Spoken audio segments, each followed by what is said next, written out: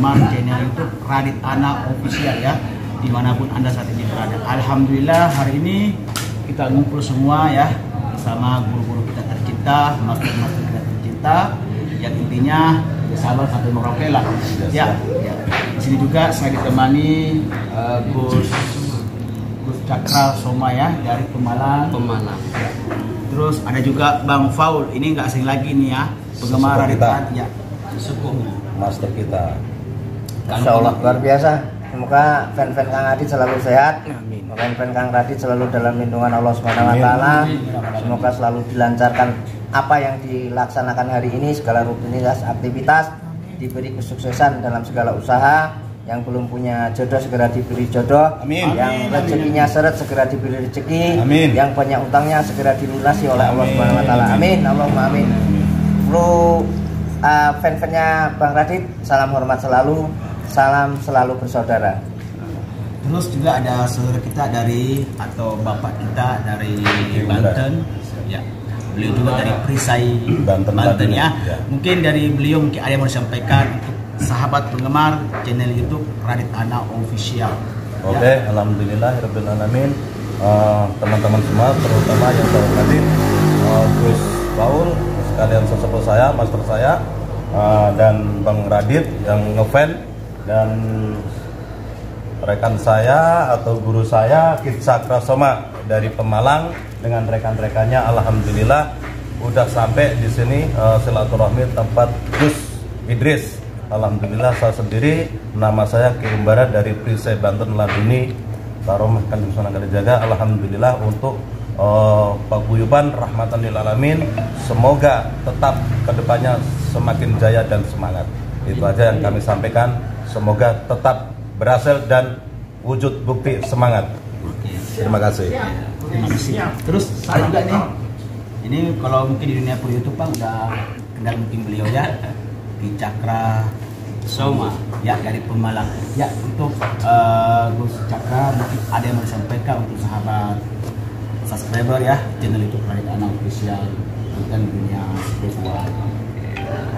Oke, terima kasih ya, kepada semua penggemar channelnya Radit Ana Official. Salam bahagia, salam sehat luar biasa. Jangan lupa senantiasa bersolawat kepada Rasulullah Sallallahu Alaihi Wasallam. Muhammad. Dan semoga kita semua, khususnya Bang Radit Ana ini, diberikan keluarga yang bahagia, yang sejahtera, yang samawa, berkah, sehat, mulia dunia akhirat. Amin. Allahumma amin. Tentu saja apapun kontennya, apapun channelnya, semata-mata hanya untuk menjadi edukasi sebuah perjalanan hidup, pemersatu bangsa, pemersatu persaudaraan, juga untuk senantiasa mendekatkan diri kepada Allah Subhanahu wa Ta'ala. Para penggemar Radit Ana Channel, jangan lupa tonton terus channelnya beliau. Mudah-mudahan Anda senantiasa bahagia dunia akhirat. Salam sehat, salam luar biasa bersama Ki Cakra. Siap. Oke teman-teman ya, ini masih ada catatan juga ya tentang Master Bambu Petuk ya. Beliau sering membongkar yang namanya bambu-bambu petuk ya, mulai dari bambu petuk dan barang-barang antik yang lainnya.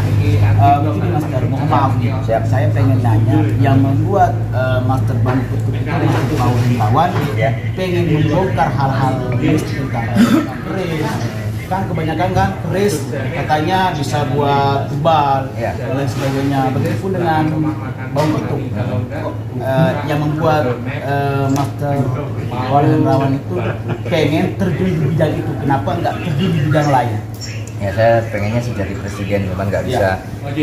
Jadi begini, di kehidupan kita, di masyarakat kita sebenarnya klinik itu sudah ada dari zamannya sebelum Islam ini ada. Jadi bahasa klinik itu karena kita hanya ingin punya Tuhan yang satu, hanya menyembah Tuhan yang satu, Allah Subhanahu wa Ta'ala.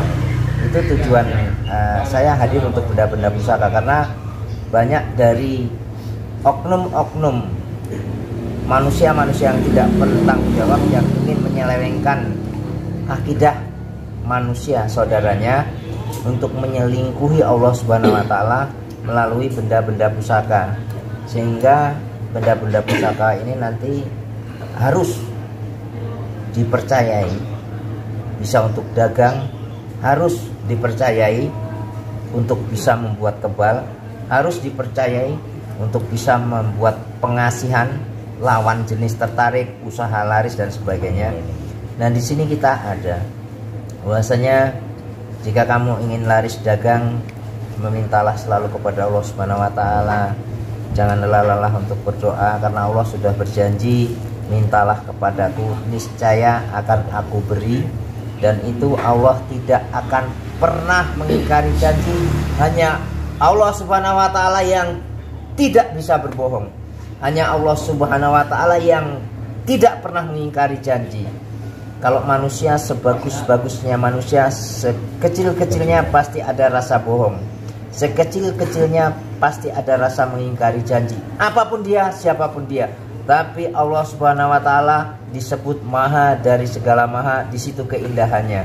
Bahwa dia tidak berbohong, dia tidak tidur, dia tidak ngantuk, dia tidak lapar, dia tidak pernah mengingkari janji apa yang sudah dia ucapkan. Salah satu contoh begini. Jika kita mensyukuri apa yang diberikan oleh Allah Subhanahu wa taala yang kecil saja.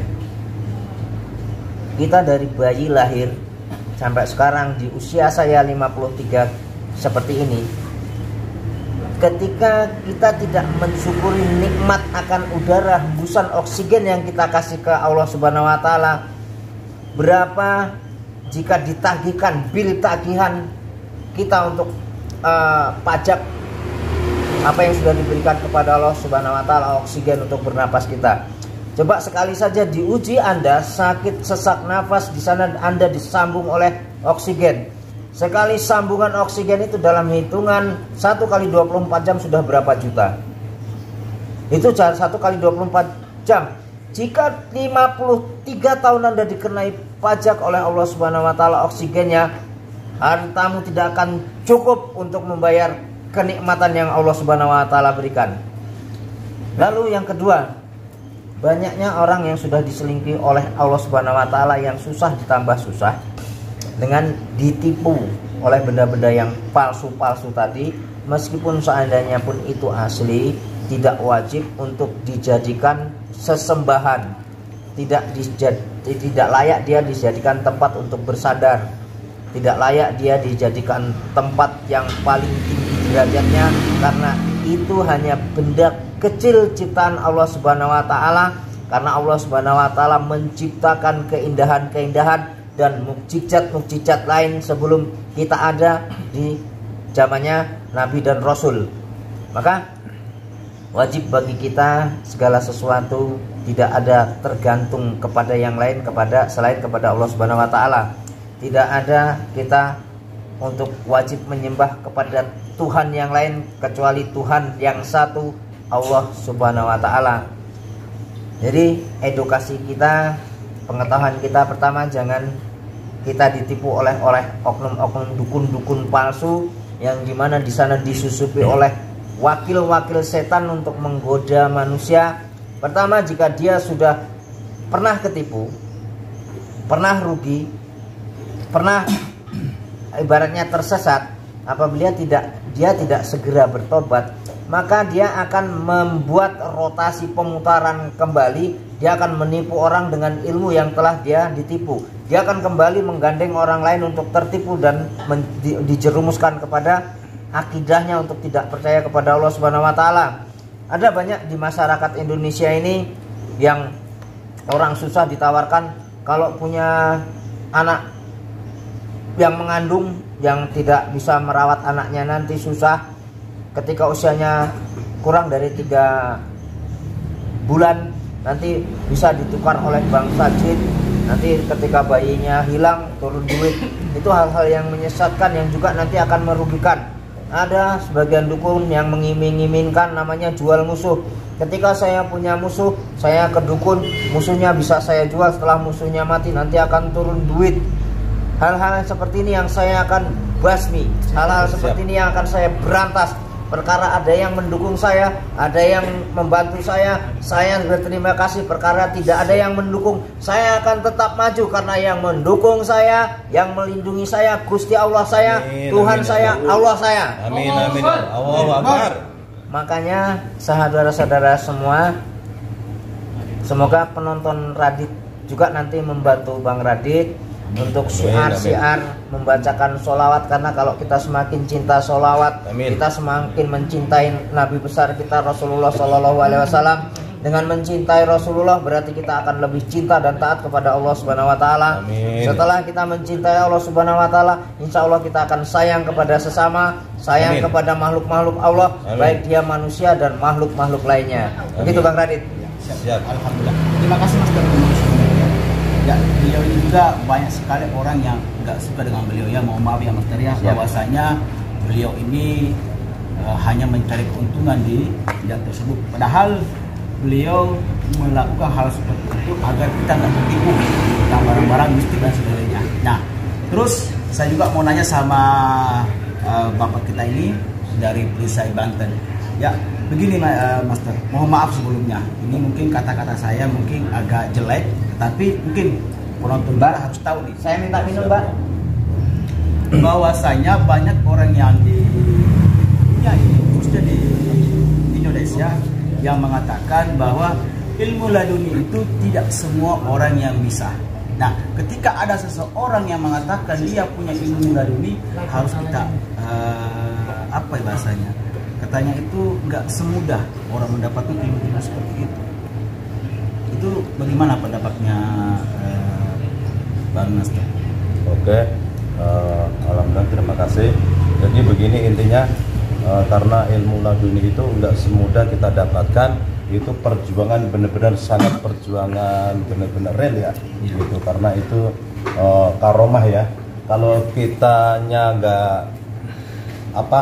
menjalankan ibadah, itu intinya kita akan sulit, karena kita ini penggembengan dari kita pembersihan jiwa kita. Tanpa ada itu kita harus melalui sholawat, berdoa dan ibadah. Intinya kita bisa mendapatkan itu tahapan pembelajaran, karena ini harus kita isi dengan ibadah, sholawat tetap gitu. Oke, terima kasih. Terakhir dulu yang kita sampaikan. Boleh nggak kira-kira saya ini pengen merasakan kekuatannya yang namanya ilmu laduni, agar apa? Agar penonton juga paham bahwa ilmu laduni itu memang benar-benar ada, bukan hanya suatu omongan saja. Karena banyak yang katanya mengaku saya bisa ilmu laduni, tetapi nyatanya dia nggak bisa gitu. Ini kata penonton, bukan kata saya. Kalau saya percaya, kira-kira bisa nggak ditemukan entah dari saya, entah dari teman saya tentang kekuatannya yang ilmu laduni. Teman-teman pasti pengen kan? Ya kan? Pasti pengen. Karena penasaran hanya mendengarkan suatu nama saja. Jadi gimana nih saudara Bang Radit ini untuk membuktikan gimana sih keilmuan laduni? Sedikit aja cuplikannya gitu. Iya. Kita izin Bang Dodi dulu.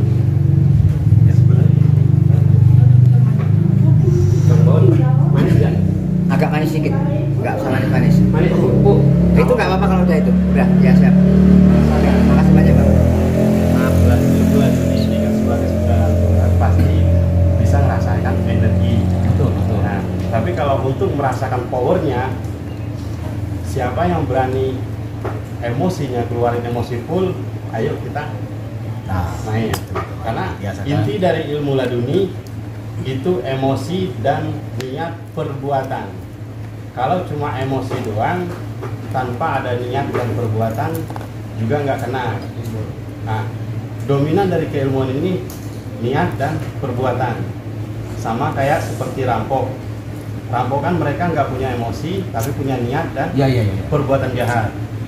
Nah, sedangkan kita sama temen cenderung niat dan perbuatan jarang kita lakukan.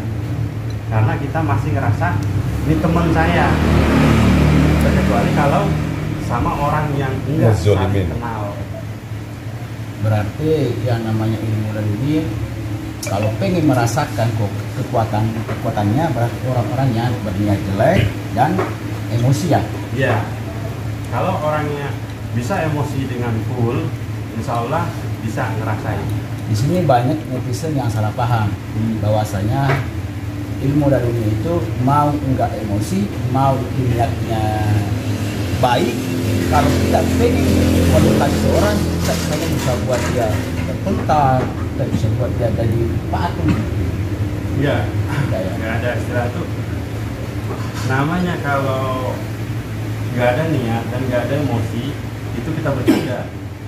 Betul. Kalau bercanda, walaupun marah, biasanya emosi nggak akan keluar, itu akan terjadi. Namanya juga bercanda. Tapi kalau kita beneran berantem sama siapapun, maupun dia nggak punya ilmu atau dia punya ilmu, semua kena. Sangat Karena mudah. dominan kalau orang berantem nggak ada istilah itu orang berantem nggak emosi. Kalau ada orang berantem nggak emosi, cari saya, Dodi Ismail, Guru Perisai Banten. Jadi intinya ini keilmuan ilmu perisai Banten Laduni, intinya kebatinan. Bila mana orang itu unsurnya berniat jahat, dia menzolimin, insya Allah nggak akan sampai. Karena kita udah dididik dengan kebajikan dan untuk sosialisasi dengan sesama, gitu intinya. Jadi barang siapapun, orang siapapun menzulimin kita unsurnya jahat, insya Allah akan dilindungi Allah Subhanahu Wa Taala. Intinya di situ. Soalnya saya menanyakan seperti ini, mohon maaf karena banyak yang salah kaprah. Betul. Bahwasanya enggak emosi, mau emosi, tak pernah main. Gimana teman-teman? Ini teman-teman, Ya, masalah lagi nih. Masalah keilmuan ini saya sedikit menyumbangkan pengalaman spiritual, karena keilmuan yang namanya kebatinan itu tidak terlepas dari spiritual ini bicarakan Romanya. Jadi ilmu itu, ilmu kebatinan atau mempelajari ilmu karomah itu bisa dipelajari siapapun bisa, karena apa yang ada baik dia yang nyata dan tidak nyata itu bisa dipelajari. Hanya satu, kita yang tidak boleh mempelajari itu keberadaan Allah Subhanahu Wa Taala, wujud Allah Subhanahu Wa Taala, ya seperti itu. Jadi yang namanya laduni, la itu kan dari la ilaha illallah, bahwasanya sumber kekuatan itu dari Allah Subhanahu Wa Taala. Duni itu artinya dari asal turunnya, bahwa ilmu itu asal turunnya dari Allah Subhanahu Wa Taala. Segala sumber dari sumber apapun itu bersumber dari Allah Subhanahu Wa Taala. Bedanya begini, kalau di karomah kita bisa mempelajari dengan tentu saja yang baik itu tuntunan dari orang yang memang benar-benar layak disebut tuntunan. Karena disebut guru itu wajib digugu dan ditiru. Jadi kita harus mencari guru yang benar-benar guru yang mengerti akan keagamaan, agar mengajarkan kebaikan, bukan mengajarkan untuk, misalnya kayak Kang Dodi tadi, dia mengajarkan ilmu kebatinan untuk orang, untuk perisai diri. Di samping perisai diri, dia nanti bisa membantu orang lain. Ini kan untuk kebaikan. Jangan belajar laduni untuk selalu berkelahi, mentang-mentang kita punya ilmu, nanti siapapun di hadapan kita kecil. Karena semua orang itu sama, baik punya ilmu yang ataupun yang tidak punya ilmu. Orang yang paling kecil adalah orang yang selalu berbuat salah. Orang yang paling kecil adalah orang yang selalu mengecilkan orang lain. Ilmu laduni itu diperoleh tanpa belajar, karena dia dari keturunannya dulu bekas orang-orang yang punya ilmu yang bermanfaat, yang dimanfaatkan oleh orang banyak dengan kebaikan. Dia ingin berputar ilmunya itu untuk turun ke siapa? Ke anak-anak cucunya, bahwasanya nanti semoga ilmu saya ini bisa dimanfaatkan untuk kebaikan lagi. Salah satu contoh almarhum Gus Dur. Almarhum Gus Dur itu seorang ulama besar, kiai juga presiden.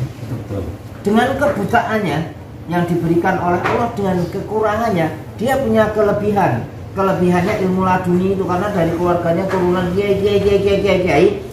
Dia hanya mendengarkan sedikit, dia akan segera tahu. Itu namanya ilmu laduni.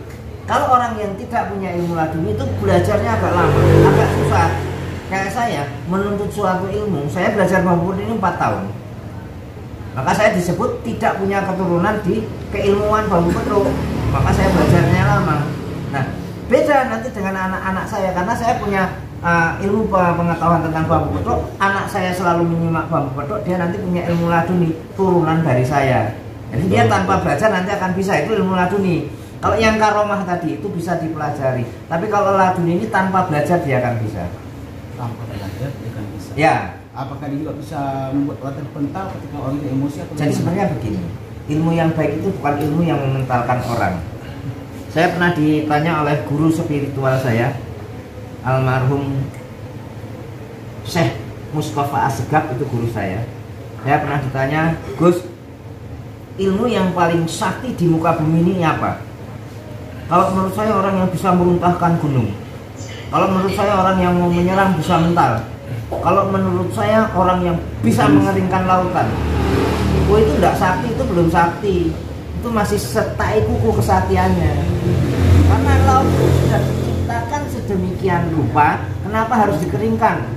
Gunung itu sudah diciptakan sedemikian rupa, kenapa harus diruntuhkan?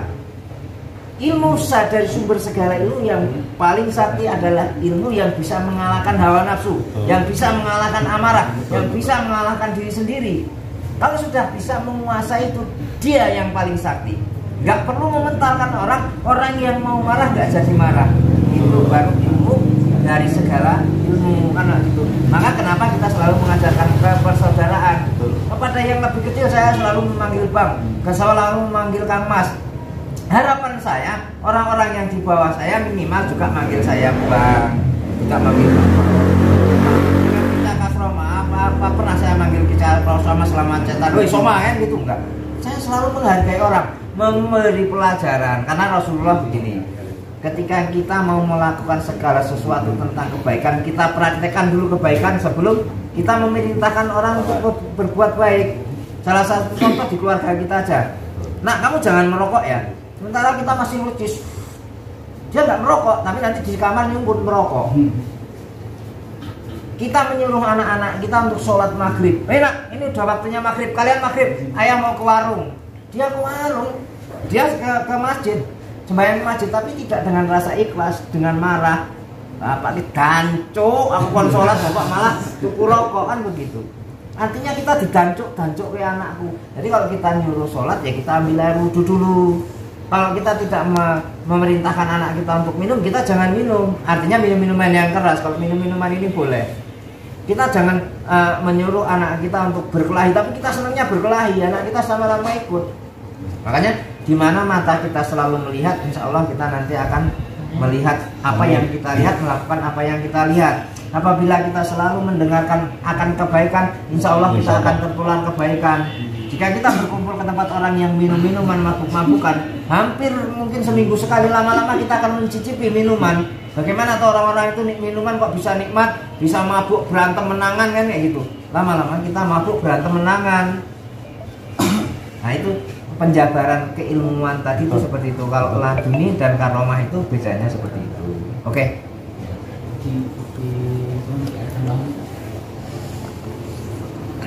Coba untuk mengatakan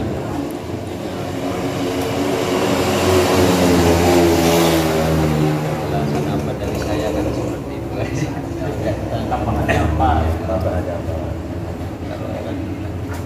Kalau saya kan bukan orang ilmu dunia. Kalau saya kan lebih kepada dendam, Ya, tahu juga nih teman-teman ya. terus ke mata batin kan seperti itu. Ya, untuk cara menghindari, karena kebiasaan kita tiba-tiba ngobrol sama orang langsung menghindari. Ya. Supaya tidak terkena dendam. Iya, karena saya ini sering bertemu orang banyak, karena saya juga selalu kerja di sana. Jangan sampai nanti tiba-tiba saya pegang sesuatu, saya kena dendam atau bagaimana kan hilang. Menghindari apa yang kita lakukan. Sebenarnya orang mau dendam juga sebenarnya kan pikir-pikir dulu dan melihat si target. Ya, tidak semua orang bisa didendam.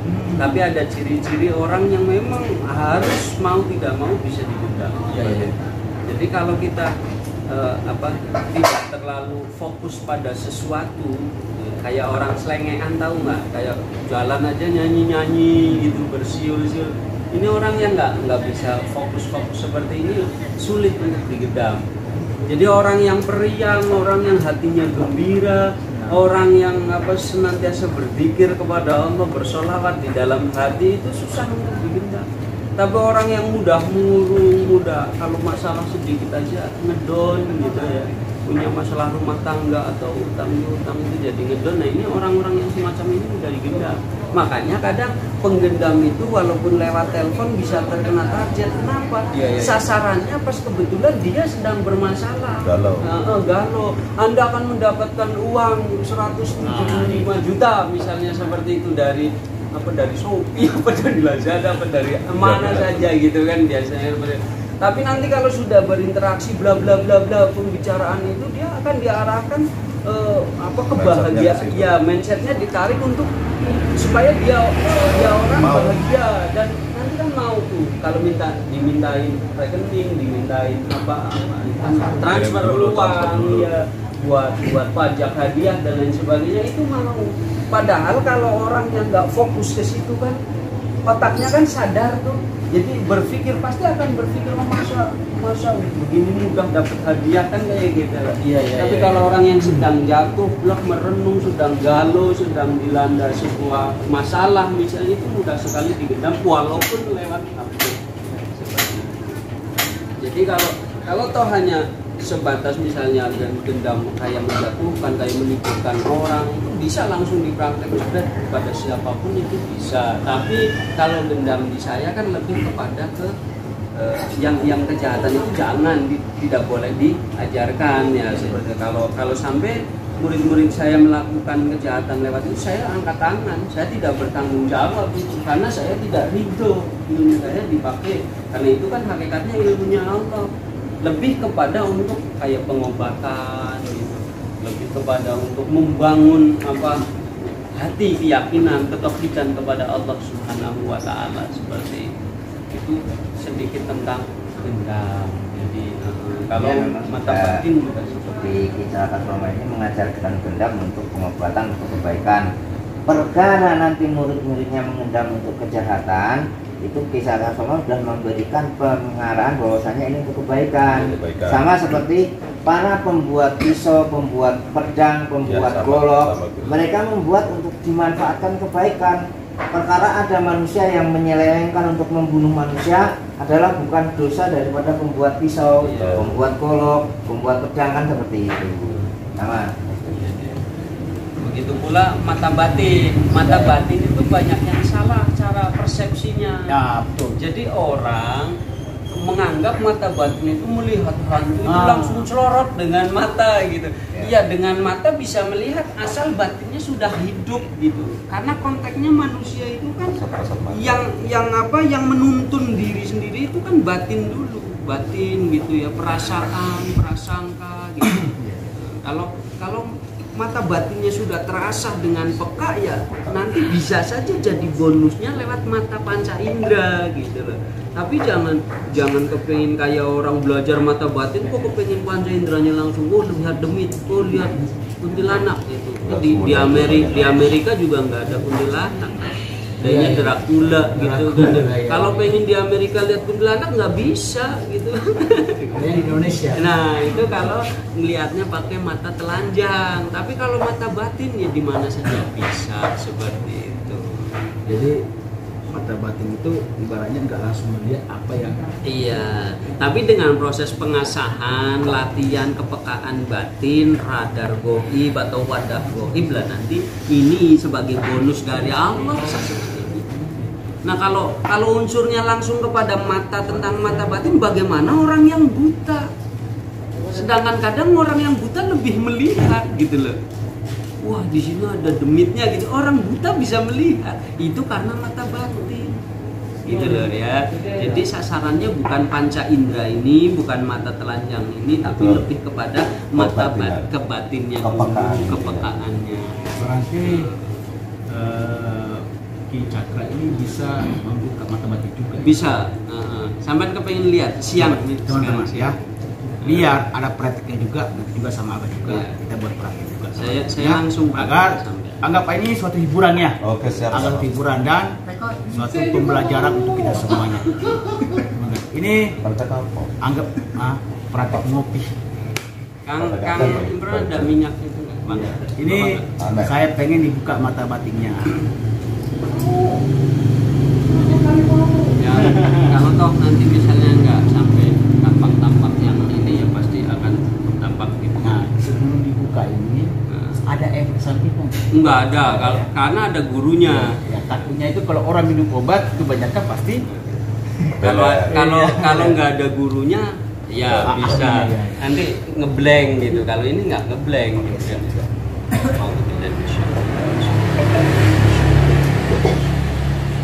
kosongan teman-teman ya. Oke, alhamdulillah teman-teman, inilah guru kita di Cakra Soma akan membuka mata batin saudaraku Kang siapa namanya? Radit Ana. Kang Radit. Ini untuk uji coba, untuk pembuktian, hanya sekedar untuk pembuktian teman-teman. Tolong disubscribe terus dari Kang Adrit. Siap, ini udah mulai.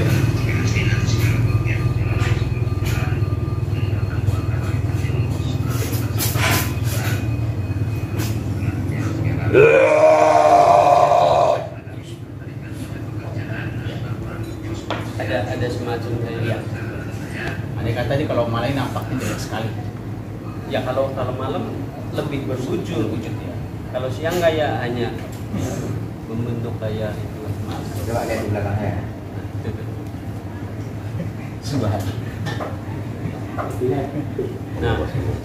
Nah, teknik gendam juga sebenarnya bisa praktek. Kalau misalnya ini kayak Bang Pak, sekalipun beliau itu seorang master, misalnya saya jatuhkan gitu langsung cepret gitu, itu bisa.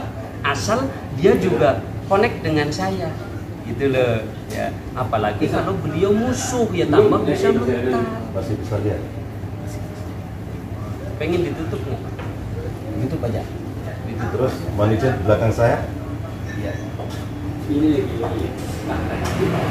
Iya. Ini kodam-kodamnya semua keluar teman-teman ya. Saya nggak bawa bagian di mobil. Karena beliau yang Enggak, tapi ada waktu. takutnya kan ganggu gitu nanti. Sama kayak kita yang udah lupa. Jadi ini tutup ya, biar dadar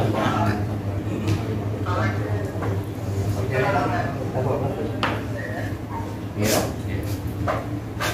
Coba lihat lagi. Biasa, udah biasa. Nanti malam aja. Malam ya. Sebenarnya nanti malam. Kalau nanti malam ujungnya keren. Yang cantik ini jelek. Nah, jadi seperti itu sahabat-sahabat semua. Oke teman-teman ya. Ada lagi nggak teman-teman? Dan nanti akan ada tantang-tantang lainnya. Di perjalanan spiritual kita. Terima kasih sudah menonton channel dari Power PSS. Di sini ada Ini saya teman-temannya. Sebenarnya kita juga mau praktek. Pengen saya emosi biar satu kali jadi nggak usah lah ya. Karena akhirnya ada kesan juga. Sebenarnya suatu hiburan sebenarnya. guru kita yang lain. Cukup sekian dari saya. Terima kasih. Mohon maaf karena kata-kata yang kurang baik yang saya sampaikan. Ditutup dengan beliau. Saya Radik. Assalamualaikum warahmatullahi wabarakatuh.